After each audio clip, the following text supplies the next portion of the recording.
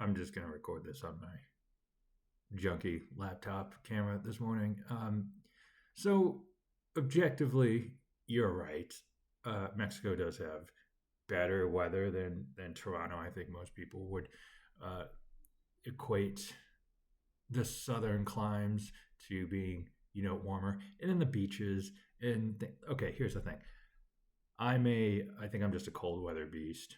I know I run hot naturally, and so the idea, or really just spending a whole week in the heat, um, not my idea of a good time. I really don't understand how people can just lay out by a pool all day and just get sunburned, and they call that relaxing. I don't get it. I don't get it. So maybe we should have traded spots. Maybe I should have been in Toronto and having my photo taken by a fitness magazine. That would have been weird. I don't know. So you were talking about enough, and what kind of service can you realistically provide 1,000 people? How well can one person serve 1,000 people? And and I like so many things in life, I want to use a strip club analogy because I am just a stupid, simple man. But you think about it, it's just like, okay, the dancers are out on the stage, and there's one dancer. There's like, I don't know, 30 people in the audience. Everyone's having like a good enough time to throw down like $1 bills, $1 bills. They're having a good time, great. And then then there's the back room, right? The private dance, the private studio. If you were to take 20 people into a private room with one dancer, not as great of a time. Not as great of a time, because that one dancer can't realistically give every person the private dance room type of attention. What a terrible analogy. Or really, you look at it anyways, right? Any other way, like a doctor can only handle so many patients before the patient just isn't getting the service that they think they need.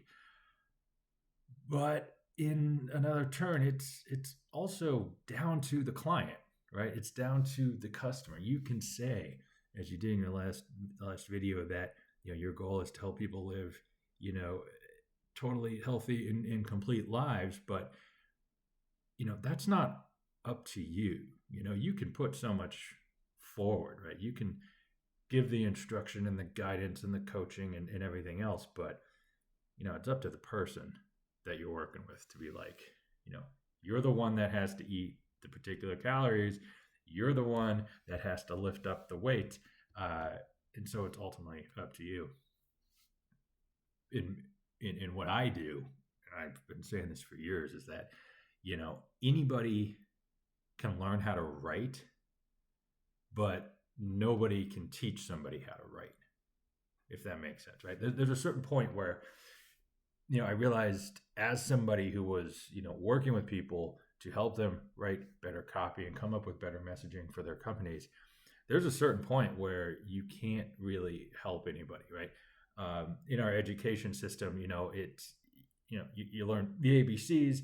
Here's how to spell some words. Here's how to put a sentence together. And then after that, it's kind of up to the student to decide what they want to do with that. Some folks never go beyond this. And just take a look at any email in your inbox, and there's probably a handful of them there from people who don't know what punctuation is. But then there's some that go on to write, novels, and writing is their entire, it's just how they put their head together. So they're always reading more, they're always studying, whether intentionally or not, just how words flow, right? And that's entirely up to the person. There's not really a way you can teach somebody, here's how to make a sentence better. You just got to hope that person is observing enough of what they read, of what what is said, or how languages work, who practices it enough. Like, that's the only way they can really get that done. So there's only so much you can do, but how do you put that forth in marketing messaging, where you say, you know, I'm going to teach you how to do this, but you're the one that actually has to do it. Because I feel like that jump is always the challenge, and people really can't wrap their head around it.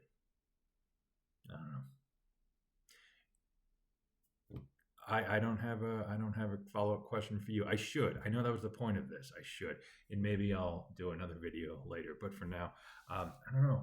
Pushing it back over to you. You've been saying some crazy shit on Instagram, and I think you should talk about that and about how coaches are on the struggle bus right now. So yeah, talk about that. Tell me more about that.